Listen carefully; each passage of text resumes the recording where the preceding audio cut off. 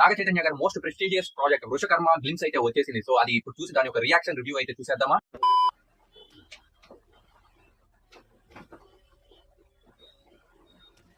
ఏదో సంథింగ్ బొమ్మ అయితే గీస్తున్నాడు, అంటే కొద్దిగా పిచ్చి పెట్టినట్టు సంథింగ్ హారర్ విరూపాక్ష లాగా అలాగే ఉంది.